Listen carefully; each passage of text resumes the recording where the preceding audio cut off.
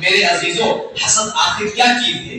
یہ دل کا میل کچیل جلن کیا چیز ہے؟ آخر اس کی شروعات کہاں سے ہوئی ہے؟ میرے عزیزوں حسد بڑی خطرناک بیماری ہے. یہ ایسی بیماری ہے جو انسان کو دھیرے دھیرے گھول کر رکھ دیتی ہے, انسان کے نامہ اعمال کو برباد کر کے رکھ دیتی ہے. آئیے ہم ذرا اندازہ لگائیں کہ حسد کی شروعات کہاں سے ہوئی ہے, حسد کسے کہتے ہیں, حسد سب سے پہلے کس نے کیا ہے, اور حسد سب سے پہلے کس جگہ پر کیا گیا ہے. میرے عزیزوں جب آپ قرآن کریم اٹھا کر دیکھیں گے تو آپ کو معلوم چلے گا حسد یعنی کہ دل میں میل کچیل آ جانا, کسی کے حوالے سے دل میں دشمنی پیدا کر لینا, یہ ایسا گناہ ہے جو زمین پر نہیں کیا گیا ہے بلکہ آسمان پر کیا گیا ہے. اور یہ گناہ کرنے والا کوئی اور نہیں ہے بلکہ وہی شیطان جو ہمیں اور آپ کو بہکانے کے لیے ہر موڑ پر بیٹھا ہوا ہے, ہر لمحے اسی انتظار میں لگا ہوا ہے کہ میں ان بندوں کو بہکا کر, ان انسانوں کو بہکا کر اللہ اور اس کے رسول سے دور کر کے جہنم کا حقدار بنا دوں. میرے عزیزوں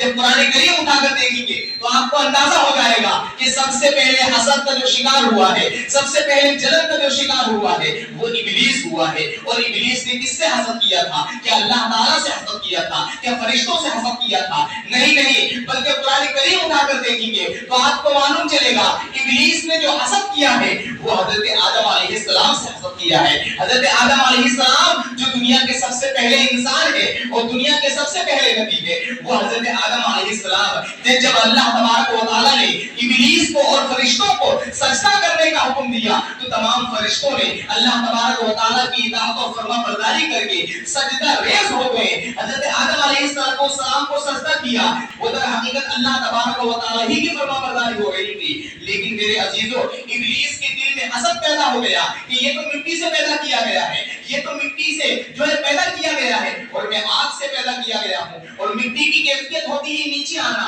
اور آگ کی سچویشن ہوتی ہے وہ ہمیشہ اوپر کو جاتی ہے. تو میں تو بلندی والا ہوں, میں تو اونچائی والا ہوں, میں تو آسمان کی بلندیوں کو چھوتا ہوں, میں تو فرشتوں کا استاد ہوں, میں تو فرشتوں کو پڑھاتا ہوں, اور یہ مٹی اور گارے سے بنا ہوا انسان اس کو میں سجدہ کروں, یہ کیسے ممکن ہے؟ میرے عزیزوں ابلیس کے دل میں جب یہ حسد پیدا ہوا, یہ جلن پیدا ہوئی, یہ دل میں کپٹ پیدا ہوئی اور اللہ تبارک و تعالیٰ کے فرمان کو ٹھکرا دیا تو ہمیشہ ہمیش کے لیے اللہ تعالیٰ نے اس کے گلے میں لعنت کا توپ ڈال کے اسے اپنی بارگاہ سے بردوش قرار دیا اور دنیا والوں کو بتا دیا کہ جو بندہ حسد کرے گا وہ کبھی میری بارگاہ کا محبوب نہیں بن سکتا ہے, جو بندہ حسد کرے گا وہ کبھی میری بارگاہ میں مقبول نہیں بن سکتا ہے. میرے عزیزوں ابلیس اللہ تبارک و تعالیٰ کی بارگاہ کا ایک مقبول بندہ تھا. آپ اندازہ لگائیے کہ جو فرشتوں کو پڑھا رہا ہو, جو فرشتوں کا استاد ہو, جسے فرشتے جھولا جھلا رہے ہو, جس کی فرشتے خدمت کر رہے ہو, اس کی شان کیا ہوگی, اس کا مقام کیا ہوگا, اس کی عظمت کیا ہوگی.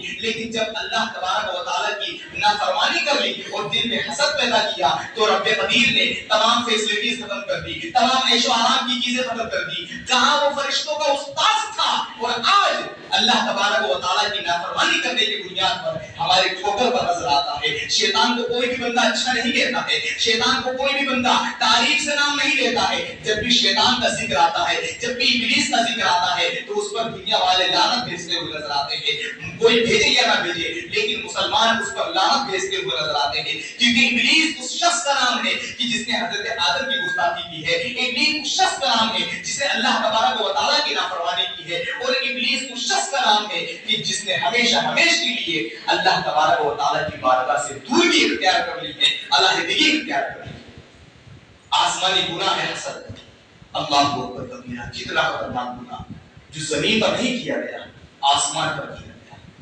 اور کیا اس کا رزلٹ نکل کر آیا, نتیجہ کیا نکلا؟ قیامت تک کے لیے اللہ تعالیٰ نے اسے اپنی بارگاہ سے مردود نکل جا, او خروج نکل, اب تیرے لیے ہماری بارگاہ میں کوئی مقام نہیں, اب تیرے لیے ہماری بارگاہ میں کوئی چیز نہیں.